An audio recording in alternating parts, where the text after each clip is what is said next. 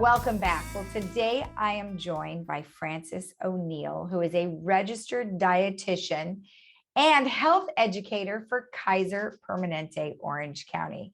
Well, Frances, thank you for joining us today. My pleasure.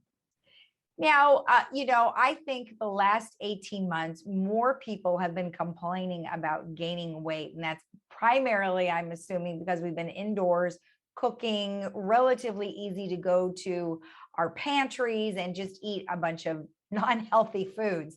So now that we're all trying to get back on track, what are some of the things that you are experiencing from your clients through Kaiser Permanente right now? What are some of their concerns? Exactly. The fact that they've been stuck indoors, they haven't been able to exercise. They are stressed, so they're eating unhealthy foods. Maybe they've lost their job, so they don't have the finances that they used to allow them to buy healthier foods. Lost gym memberships. Just a lot of stress and being pent up has led to some additional challenges when it comes to healthy eating. Well, yes, I think I'm included in that group as well as many of our residents, because our group is one of the highest at-risk folks for getting COVID, and then we've done a great job of vaccinating everyone.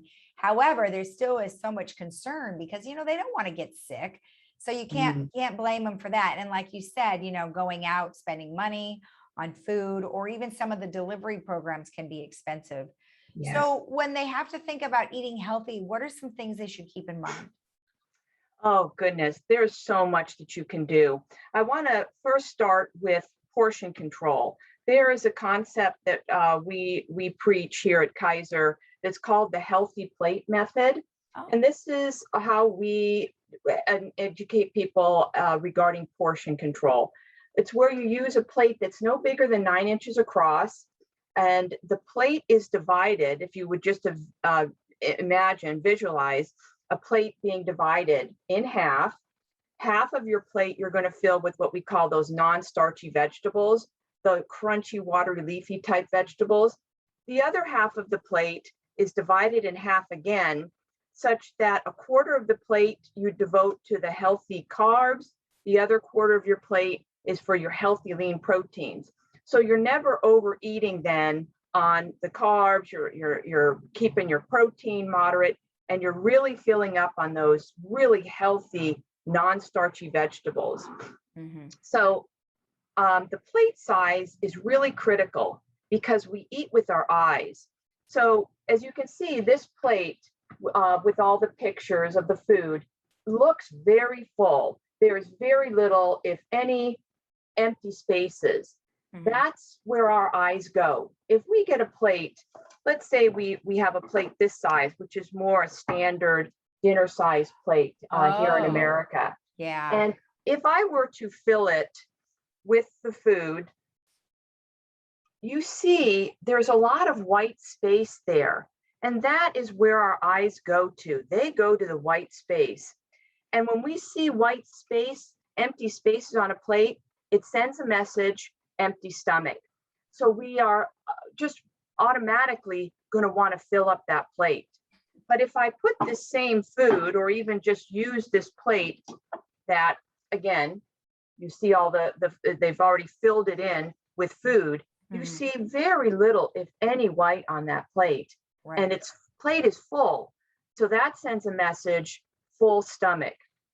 So just by downsizing your dishware will go a long ways towards maintaining portions. And again, we want to fill up on those non-starchy veggies and not overdo on the carbs or the protein. Wow. Well, nobody wants to go out and buy new plates. So what would you suggest? Like a paper plate? Yeah, paper plates are a perfect size, or a salad plate. If you have something that's smaller than 9 inches, that's fine too. You might just need to have a snack in between your meals. But yeah, a paper plate works just fine. That's about 8-9 inches, right? Okay, good, because I was looking at that plate going, that looks a lot smaller than my current plate that I have. So if maybe just taking, if you want to still use your big plate, you can maybe put like a little paper plate on top of that plate. So then you still have your dinnerware. Yes. Yeah. Yeah. And then when you talk about, you just mentioned this non-starchy vegetables. So at what point can you put on that plate a starchy vegetable? Would that take the place of your pasta? Exactly.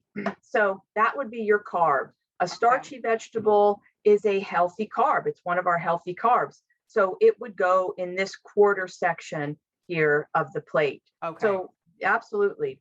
Peas, corn, potatoes, winter squash are what we consider the starchy vegetables. Help me understand something about sweet potatoes, because honestly, when I read about it, it always seems to be a little bit of confusion that sweet potatoes are good for you to eat if you are on a particular type of, you're watching your weight and something like that, you can eat a sweet potato. But then you have other people go, oh, no, it's a potato, so it's starchy. So which is it? It is starchy, and it is very healthy as well. In terms of the carbohydrate content between a white potato and a sweet potato, it's about the same, but you do get a little more nutrients in the sweet potato, get a little more vitamin A, for example. It's a little more fiber, but then again, we tend not to eat the skin of the sweet potato, whereas a russet potato or red potato, you do tend to eat the skin, so you do get a little more fiber that way. There's a little more nutrition in the sweet potato, but ounce for ounce, the carb content really is the same between a potato and a sweet potato. Okay. So it's really a matter of preference. Did you say you're not supposed to eat the skin of the sweet potato? You could. Okay. But most people, because it is so, it's tough. Yeah. It's tougher than for a russet or a red potato. So most people don't eat the skin of the sweet potato, but you could. Oh, okay, good. Because I wasn't sure. I thought, oh my goodness, what if you did eat it and you weren't supposed to? We would not normally know that. Now, healthy food, when you actually say healthy food, a lot of people will say, well, I went to the grocery store and in the frozen department, I pulled out a lean cuisine and it says healthy right on it. Right.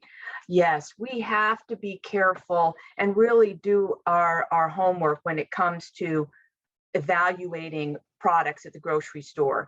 There are certain rules. There are some really simple rules that you can use. One is, of course, the nutrition fact label. You have to ignore what's in big bold print. That's what the marketing and the advertising agencies of the food manufacturing companies want you to see. Mm-hmm. And for the most part, it's going to be somewhat truthful, but it can also be exaggerated. And so we really just, a rule of thumb is ignore what's in big bold print and just go with what's on the nutrition fact label. So here's some egg whites. This is an excellent source of protein, by the way. It's the best protein source for the human. So we use a lot of these at our house. But on the nutrition fact label, always check the serving size first.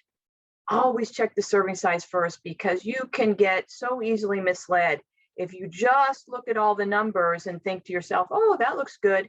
And you bring it home and you eat your normal serving size and then find out later that the serving size that you ate was 3 or 4 times what their serving size is. So now all those numbers are out the window. So when you look at the serving size, one of the things that you should look for on a label that would be in big bold print is the word low fat. If a product says low fat, that is a legitimate term that you can stand by. And we do want to be eating relatively low fat food. The other thing you have to be careful of are, like the sodium. The sodium, try to keep it under 200 milligrams. The sugars, total sugar for the day, no more than 6 teaspoons or 24 grams. So we have total sugar on this label. So again, you don't want more than 24 grams or 6 teaspoons in a day of sugar. Your Right. carbs, it depends. If it's less than 30 grams, it's usually pretty good. If you have diabetes, it's really critical that you pay attention to that total carb content, and it should be less than 30. Sodium, again, less than 200. Saturated fat, Mhm. that's a big one, should be 1 gram or 2 grams or less per 100 calories for those Mm, saturated fats. So right. that's one thing to look at. The other thing is the ingredient list. How many ingredients are on that list? And do you know what they are? The less ingredients that you have, if there's 5 or less ingredients and you know exactly what those ingredients are, it's not a chemical, then that's a pretty good product. That's a minimally processed product. A good example of that would be corn tortillas. Corn tortillas, it's cornmeal and maybe some water. So very minimally processed. So those are some rules of thumb that you can use when you're shopping at the grocery store to best ensure. Of course, anything in the produce aisle is going to be perfectly safe. Right. Dairy products, you want to be choosing low fat or non-fat. In the meat section, any white meat of poultry, any fish, and if it's red meat, you want it to be minimally marbled. Maybe a little bit of marbling on the inside. Any fat on the outside, you're going to trim away. Mhm. All of your beans, all of your lentils, and then for your grains, you want them to be in their whole form. Here's some steel cut oats, for example, Mm, brown rice, barley. You might have heard of something called quinoa, which actually isn't a grain, it's actually a seed, but we use it as a carbohydrate. And it's a wonderful substitution for rice, for example. And how about some legume pasta? How about some mhm. garbanzo bean pasta that the only ingredient is chickpeas? So there's all sorts of pastas out there now that have that are made from something other than wheat, which Right. reminds me of one other important thing to look for on this label is the fiber content. Yeah. A good number is 5. That's a really good number, 5 or more. Try not to buy anything that has less than 3 grams. Mhm. Any of your grain products, you want it to say 100% whole wheat or whole grain. Okay. Okay. Let's go back to the sugar content because oftentimes people will say, well, I like fruit. Many of the fruits they're high in sugar content. So your 24 is pretty achievable, maybe with even just a handful or two of strawberries. And we do not include fruit in that 6 teaspoons. Oh, That's added sugar. And you take it from the sugar bowl. You've got some sugar in a dessert, for example. Fruit is we say limit it to 3 servings a day, and you should be able to cup your hand around that piece of fruit. This is actually a little large. We like our apples maybe a little bit smaller than this. You really should be able to cup your hand around it.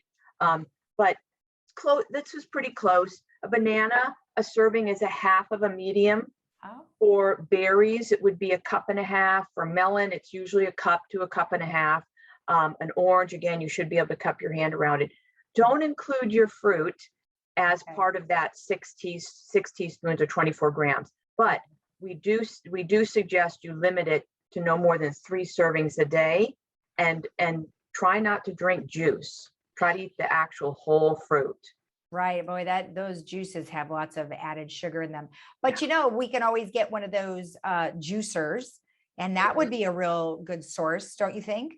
If you keep the fruit to a minimum, again, keeping it to no more than 3 servings a day, Mhm. and you put a lot of vegetables in there, and ideally you want a juicer that takes the whole fruit or vegetable and pulverizes it, Yeah. and as opposed to the juicers where it takes the pulp or the fiber out, and that gets thrown in the trash. Okay. That's the best part. So Hmm. you want that juicer that those really high powered juicers that pulverize the whole fruit vegetable, and that's what you get in your juice. Right. Okay. That's good information. And then for those of us who do tend to snack in between our meals, What are Yeah. some healthy snacks? Oh, my favorite topic. Yeah.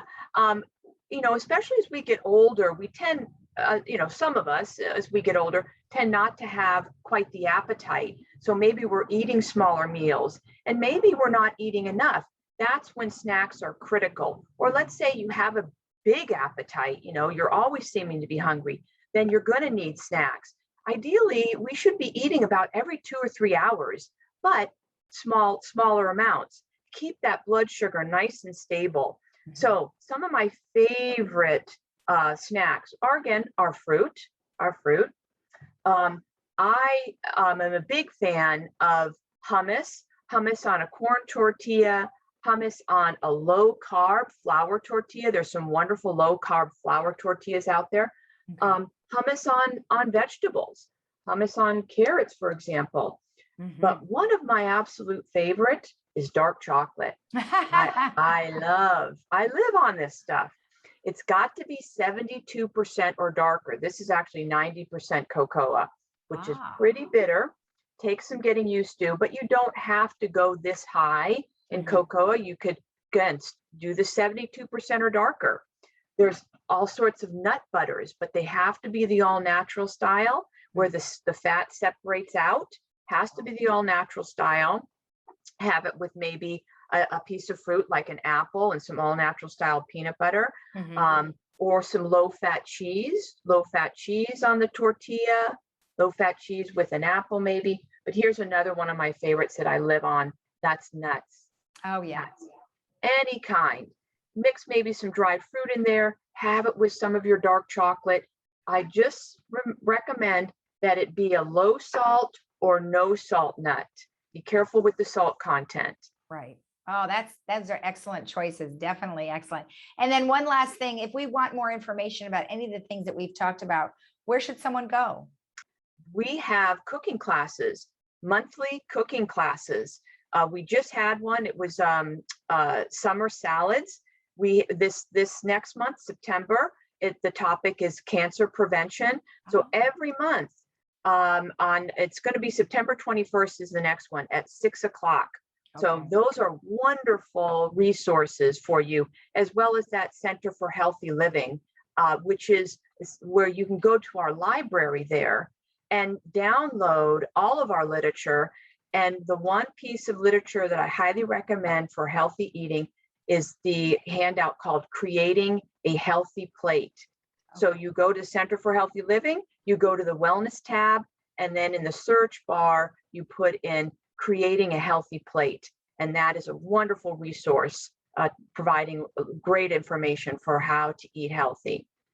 I love it. Well, thank you so much for all the information. I have some great tools now to use on how to eat a lot better. So thank you.